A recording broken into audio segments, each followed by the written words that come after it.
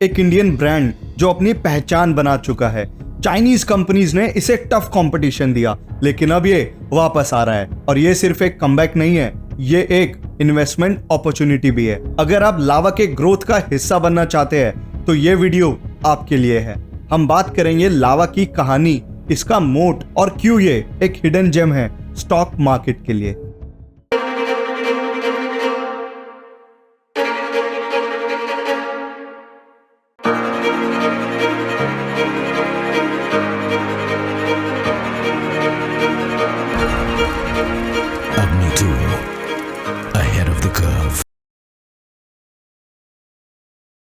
चलिए शुरुआत करते हैं लावा के सफर से।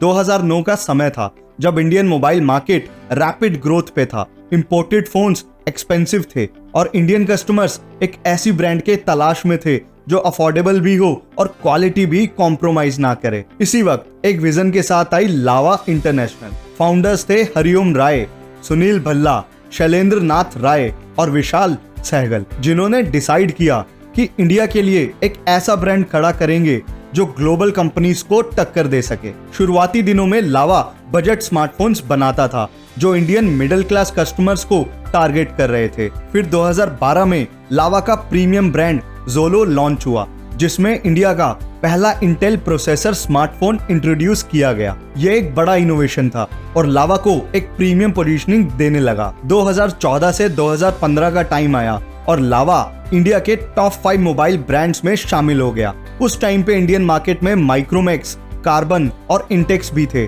लेकिन लावा अपनी क्वालिटी और आफ्टर सेल्स सर्विस की वजह से अलग पहचान बना रहा था। ये वो पीरियड था जब इंडियन ब्रांड्स डोमिनेट कर रहे थे और ऐसा लग रहा था कि ये कंपनीज आगे भी ग्रो करती रहेगी। लेकिन 2016 के बाद एक बड़ा ट्विस्ट आया।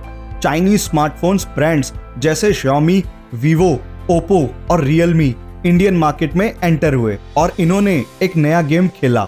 ये कंपनी सिर्फ एग्रेसिव प्राइसिंग नहीं, बल्कि heavy marketing, online flash sales और एक अलग लेवल का ब्रांड परसेप्शन लेके आई। ये कंपनी सिर्फ फोन्स नहीं बेच रही थी, बल्कि एक इकोसिस्टम बिल्ड कर रही थी। यार देखा जाए तो चाइनीज ब्रांड्स की सक्सेस का एक बड़ा रीजन था उनकी सप्लाई चेन कंट्रोल। इन्होंने ग्लोबल मैन्युफैक्चरिंग हब्स जैसे शैनज़ेन का पूरा फायदा उठाया और इसी वजह से इनके फोन्स इंडियन ब्रांड्स के कंपैरिजन में सस्ते पड़ने लगे। इसका इम्पैक्ट लावा, माइक्रोमैक्स, कार्बन और इंटेक्स जैसे ब्रांड्स पे सीधा पड़ा और धीरे धीरे ये ब्रांड्स मार्केट से गायब होने लगे। लावा भी इम्पैक्टेड हुआ, लेकिन ये कहानी यहाँ खत्म नहीं होती। फिर आया make in India moment.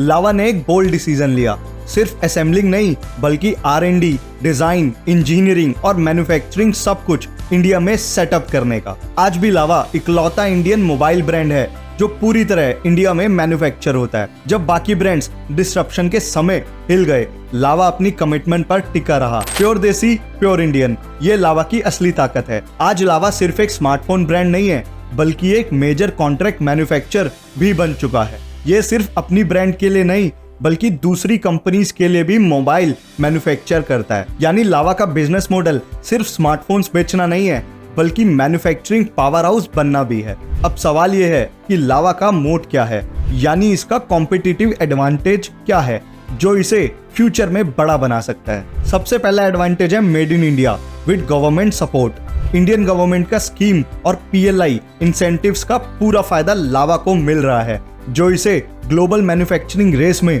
Support दे रहा है। दूसरा है कस्टमाइजेबल स्मार्टफोन्स।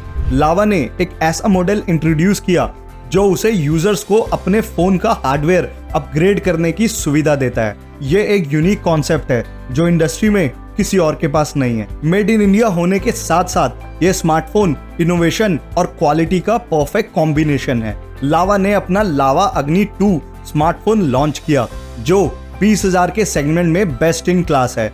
ये फोन शानदार परफॉर्मेंस, प्रीमियम डिजाइन और एडवांस फीचर्स के साथ आता है, जो इसे अपने प्राइस रेंज में एक बेहतरीन ऑप्शन बनाता है।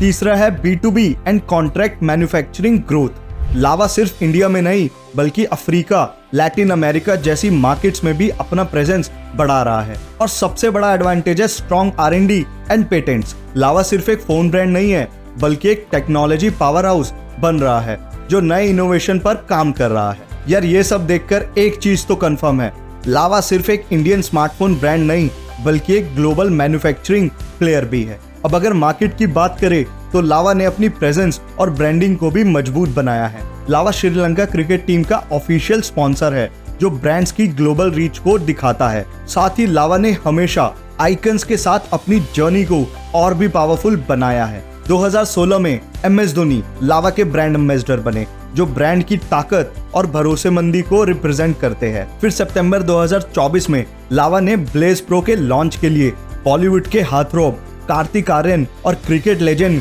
गौतम गंभीर को अपना ब्रांड एम्बेसडर बनाया। अब अगर हम ग्लोबल प्रेजेंस की बात करें तो लावा सिर्फ इंडिया तक सीमित नहीं है। लावा श्रीलंका, नेपाल, थाईलैंड के साथ साथ टोटल 36 कंट्रीज में अपना धमाकेदार प्रेजेंस बना चुका है।